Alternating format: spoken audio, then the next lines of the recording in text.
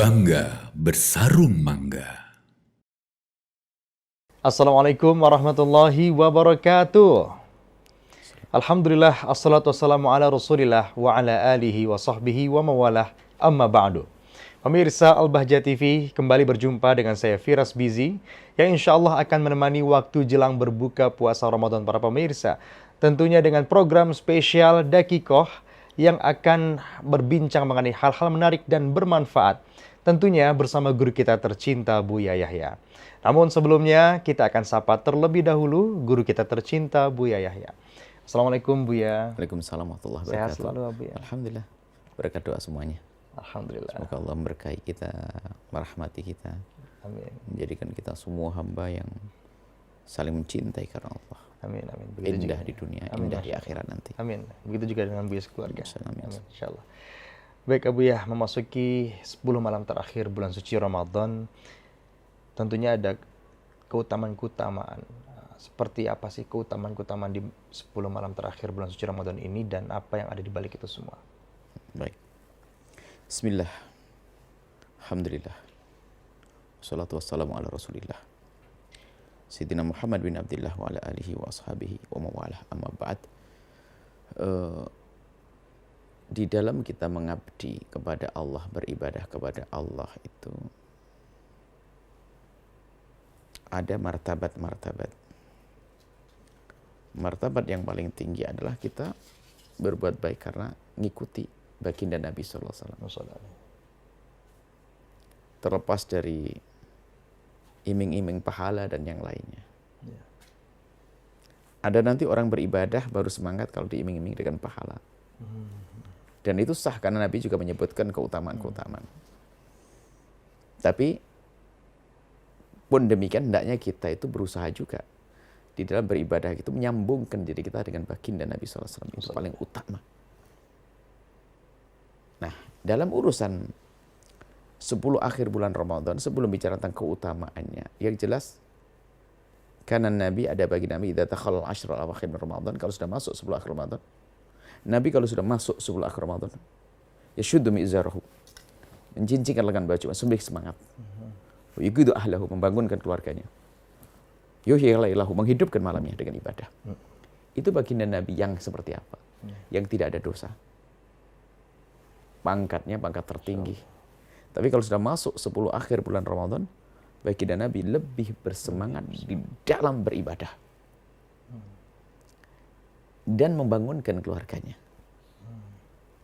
Nah, cuman kalau kita mencermati membangunkan keluarganya itu artinya apa? Nabi ibadah sudah banyak, baru istrinya dibangunkan. Kalau semuanya ibadah ikut Nabi nggak akan mampu. Jadi Nabi sudah sholat banyak, sekiranya sudah cukup, baru nanti yugidu ahlahu. Dan memang begitu, termasuk sholat. Siti Aisyah melihat Nabi Muhammad sudah sholat bangun. Nggak tahu sebelumnya berapa rakaat. Sehingga kadang Siti Aisyah hanya bisa menjangkau melihatnya 8 rakaat, 4 rakaat. Tapi sebelumnya yang panjang. Karena biasanya Nabi membangunkan sudah dekat waktu menjelang sholat witir. Nah, ini yang pertama. Jadi kita dalam rama mengikuti baginda Nabi SAW. Kemudian kita harus khusnudzon. Nabi tidak melakukan sesuatu kecuali di situ ada sesuatu yang besar. Apalagi Nabi wadib, istiqomah, rutin. Menekankan, memberi contoh berarti istimewa. Dan 10 akhir Ramadan Nabi berikan contoh, tentu ada keistimewaannya. Nah, kemudian ada berita-berita yang lainnya tentang keutamaan, adanya Lailatul Qadar dan sebagainya. Ini adalah untuk mendukung kita agar semakin semangat menghidupkan malam-malam 10 akhir bulan Ramadan. Belum lagi itu adalah 10 akhir itu kan menjelang perpisahan dengan bulan Ramadan. Harus kita ikat lebih kuat dengan bulan Ramadan. Kemudian juga kalau kita cermati di hari itu, menurut orang akhir zaman adalah malam-malam lalai. Dalam bahasa perpekan, pasar mulai rame, tarawih sudah mulai kendor, ini semuanya. Maka di saat orang pada mulai kendor, kita ikat kembali, kuatkan kembali. Nah, ini adalah 10 akhir Ramadan. Yuk kita berusaha. 10 akhir Ramadan kita hidupkan.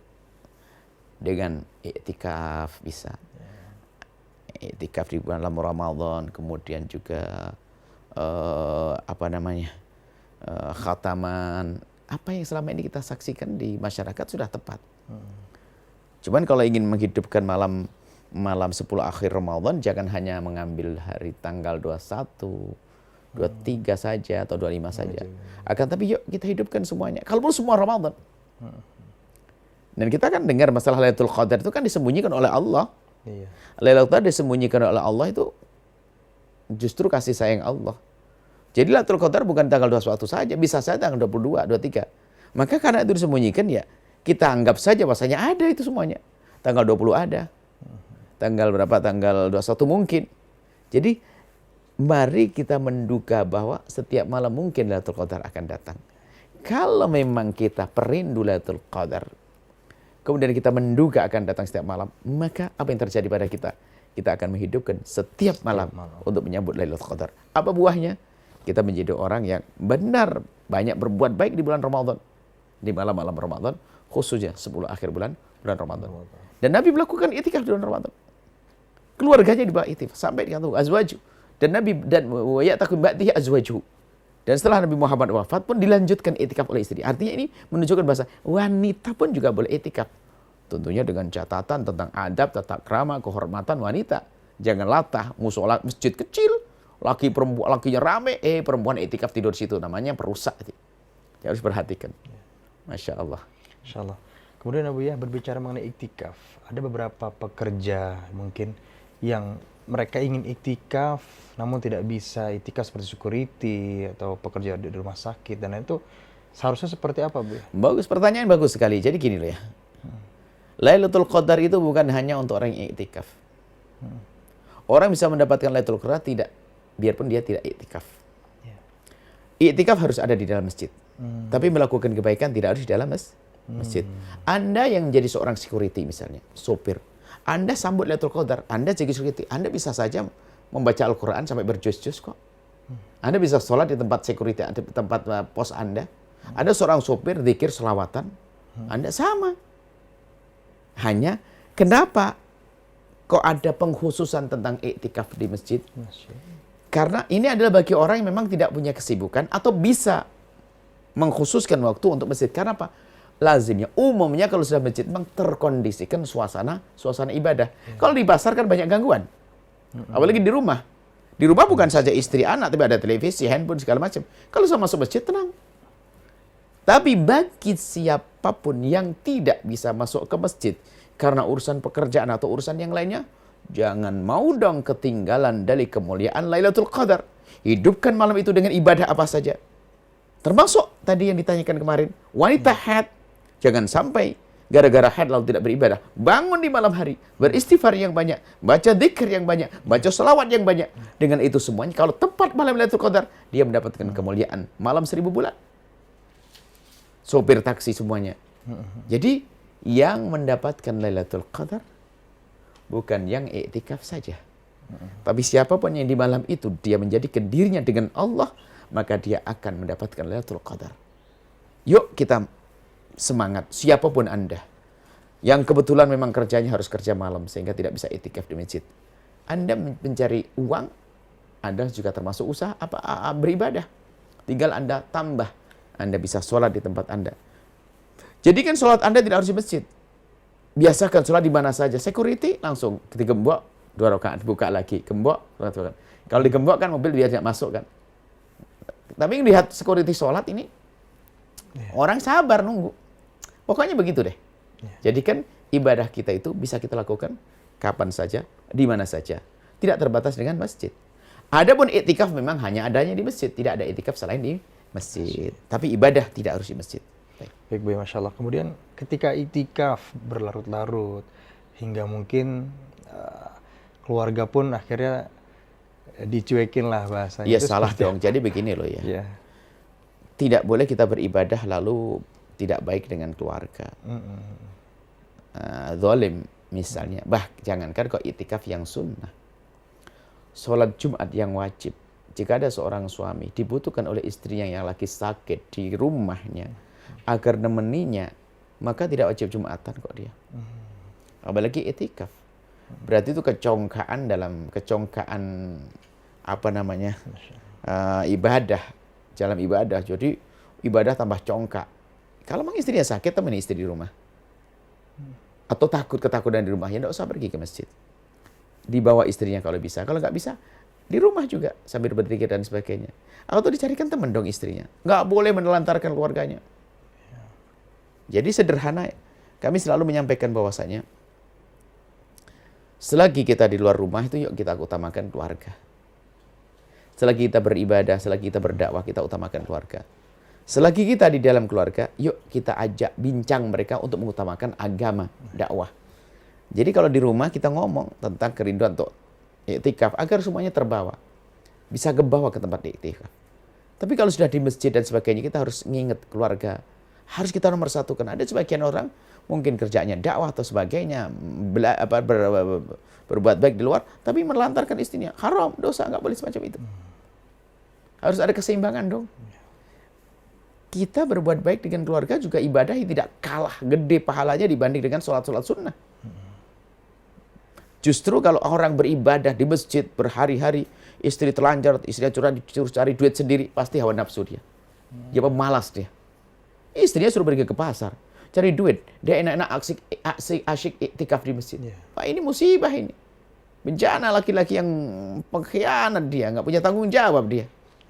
Baik, kemudian juga, iktikaf itu sederhana ya, dalam mazhab kita Imam Syafi'i itu tidak harus menginap sehari semalam. Karena dalam mazhab Imam Syafi'i, iktikaf bisa sesaat saja. Kita niat iktikaf, duduk, asal kita duduk, pergi sudah dinilai iktikaf. Tentunya kaidahnya semakin lama ya semakin baik. Ya, seperti itu. Masya Allah. Masya Allah.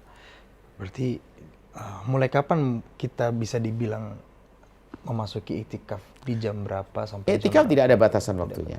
Kapan saja kita masuk masjid, kita boleh iktikaf. Dan tidak harus di bulan Ramadan. Hanya di bulan Ramadan lebih banyak hendaknya kita beriktikaf. Kita masuk masjid, hendaknya kita niat iktikaf. Karena selagi kita duduk di masjid lalu kita niat iktikaf, maka kita mendapatkan pahala. Yang semula duduk biasa nggak ada pahalanya, cuma karena kita duduk iktikaf menjadi ada pahalanya. Sehingga sebagian masjid diingatkan jangan lupa untuk niat iktikaf. Dan memang permasalahan kita itu adalah kita lupa niat. Kadang kita duduk di masjid berhari-hari. Setiap hari mungkin kita duduk di masjid, tapi setiap hari juga kita lupa tidak niat iktikaf. Itu permasalahan kita. Karena apa? Memang kurang klik kita dengan Allah, kurang rindu kita. Jadi biasa saja. Padahal mestinya kesempatan ini saya masuk iktikaf masjid-masjid, langsung niat iktikaf. Nah itu iktikaf, muddata iqamati fi hadzal masjid. Aku niat iktikaf sepanjang aku tinggal di dalam masjid. Oh, dapat pahala sepanjang dia duduk di situ. Seperti itu mudah. Meskipun misalkan habis subuh sudah pulang. Setiap kapan siang malam. Kalau dalam mazhab Syafi'i, iktikaf tidak harus sehari semalam. Berbeda dengan mazhab lain, iktikaf harus sehari semalam. Harus ada puasanya lagi sebagian mazhab. Baik, Masya Allah. Syukran jazilan Bu atas jawaban-jawabannya nih. Semoga dapat menjadi ilmu yang bermanfaat untuk kita semua dan dapat kita amalkan dalam kehidupan kita sehari-hari. Amin, amin, Allahumma amin. Baik, pemirsa Al-Bahjah TV, demikian tadi episode kita kali ini. Dan jangan lewatkan episode-episode selanjutnya. Terima kasih atas segala perhatiannya. Saya Firas Bizi. Assalamualaikum warahmatullahi wabarakatuh. Assalamualaikum.